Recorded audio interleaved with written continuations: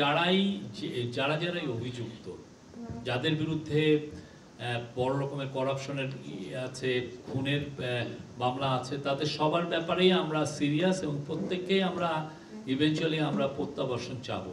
তাদেরকে বাংলাদেশের আইনকে ফেস করতে হবে, তাদেরকে আইনের আওতায় আনা, সেটা আমাদের কেন, আমি মনে করি আমাদের পরবর্তী যে কোনো গভর্নমেন্ট সবার জন্য এটা একটা নৈতিক দায়িত্ব।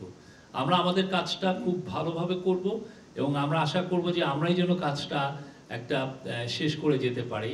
আর যদি আমরা এটা আমাদের সময় না করতে পারি, আমাদের নেক্সট জেনারেশন, আমাদের যারা নেক্সট গভর্নমেন্ট আসছে, তারাও এই কাজটাই করবেন। কেননা এরা বাংলাদেশের মানুষের টাকা চুরি করে নিয়ে বাইরে যে মৌজ ফুর্তি করছেন, অবশ্যই আমরা তো তাদেরকে ফেরানোর একটা আমাদের এটা একটা নৈতিক দায়িত্ব এবং এই কাজটা আমরা করব।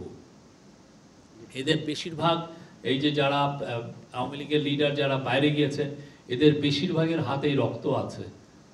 তারা বড় রকমের হিউম্যান রাইটস অ্যাবিউজের অ্যাকিউজড এবং তাদের অনেকে বড় বড় করাপশনে জড়িত। আপনারা দেখেছেন যে কিছুদিন আগে বেশ কিছু পত্রিকায় এসছে যে এক একজনের অ্যাকাউন্টসে কত রকমের কত টাকা ট্রানজ্যাকশনের হিসাব আমরা পেয়েছি।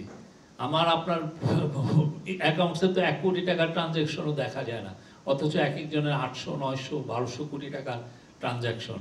একটা সরকারি কর্মচারী, একটা সরকারের মিনিস্টার বা একজন সরকারের যিনি সেক্রেটারি, উনি কত টাকা পান?